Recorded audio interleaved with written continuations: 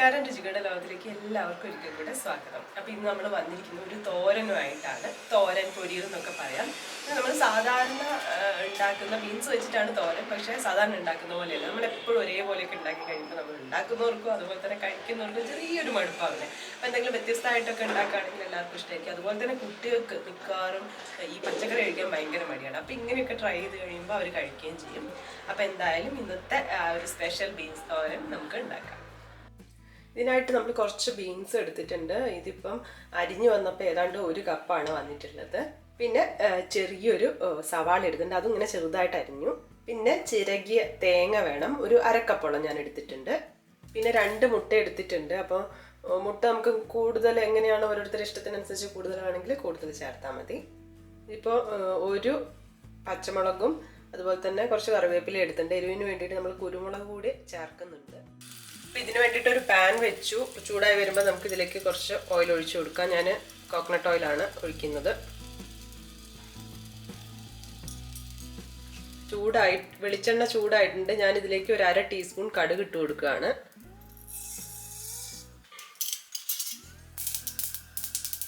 ഇതിലേക്ക് ഇനി അരഞ്ഞു വെച്ച ബീൻസ് ഇട്ട് കൊടുക്കാം.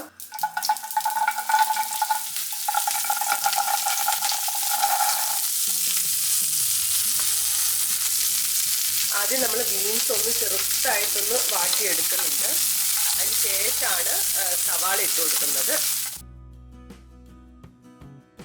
ഒന്ന് മിക്സ് ചെയ്തിട്ട് ഒന്ന് അടച്ചു വെക്കാം. എന്നിട്ട് ചെറിയ തീയിൽ 1 മിനിറ്റോളം നമുക്ക് ഇതൊന്ന് കുക്ക് ചെയ്തെടുക്കാം. ഇനി നമുക്കൊന്ന് തുറന്നു നോക്കാം. ഈ സമയത്ത് നമുക്ക് ഇതിലേക്ക് ഇനി സവാള ചേർത്ത് കൊടുക്കാം. നമ്മൾ എടുത്തു വെച്ചിട്ടുള്ള പച്ചമുളക് അരിഞ്ഞിടാണ്. പിന്നെ കറിവേപ്പിലയും ചേർത്ത് കൊടുക്കാം. ആവശ്യമായിട്ടുള്ള ഉപ്പ്,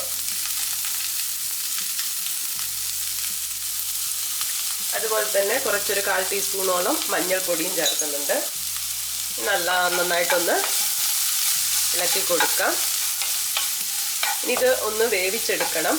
അപ്പോൾ നമ്മൾ തോരൻ ഉണ്ടാക്കുമ്പോൾ ചില ആൾക്കാർ വെള്ളം ചേർത്ത് കൊടുക്കും. അങ്ങനെ വേണമെങ്കിൽ അങ്ങനെ ചേർത്ത് കൊടുക്കാം. അല്ലെങ്കിൽ ഇത് അടച്ച് വെച്ചിട്ട് ചെറിയ തീയിൽ കുറച്ച് സമയം കഴിയുമ്പോൾ ഇങ്ങനെ തുറന്ന് ഇളക്കി കൊടുത്താൽ മതി. അങ്ങനെയും നമുക്ക് വേവിച്ചെടുക്കാവുന്നതാണ്. ഞാനൊന്ന് അടച്ച് വെക്കുകയാണ്.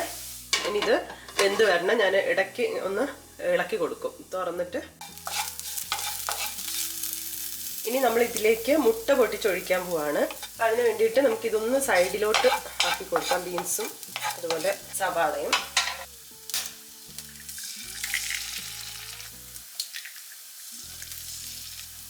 ഇനി ഇതൊന്ന് നമുക്ക് ഇളക്കി കൊടുക്കാം.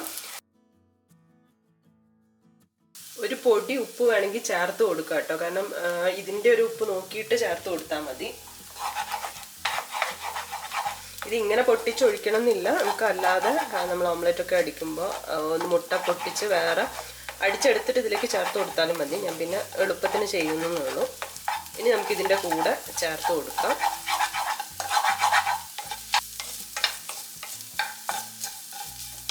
അപ്പം ഇതാ എല്ലാ ഭാഗത്തും ആയിട്ടുണ്ട്.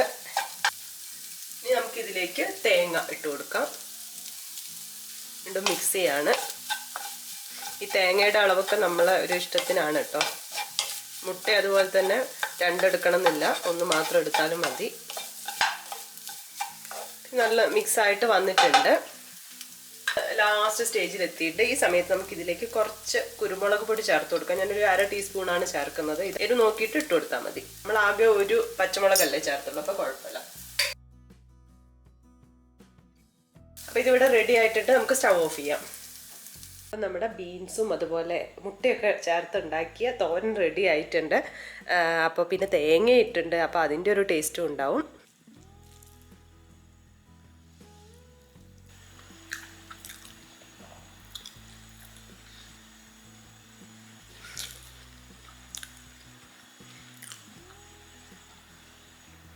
ഒന്നും പറയാനില്ല, നല്ല ടേസ്റ്റ് തന്നെയാണ്. അപ്പോൾ ഞാൻ പറഞ്ഞ മുട്ട ചേർക്കുമ്പോൾ നിങ്ങൾ നോക്കിയിട്ട് ഉപ്പും കൂടെ ചേർത്ത് കൊടുക്കുക. കാരണം കുറയാനും പാടില്ലല്ലോ. അപ്പോൾ എല്ലാവരും ട്രൈ ചെയ്ത് നോക്കുക. ആ തേങ്ങയുടെ ആ ഒരു ടേസ്റ്റൊക്കെ ഇങ്ങനെ വരുന്നുണ്ട്. എല്ലാവരും ട്രൈ ചെയ്ത് നോക്കി നിങ്ങളുടെ അഭിപ്രായങ്ങളൊക്കെ അറിയിക്കണം. പുതിയൊരു വീഡിയോയിൽ കാണുന്നതുവരെ ബൈ.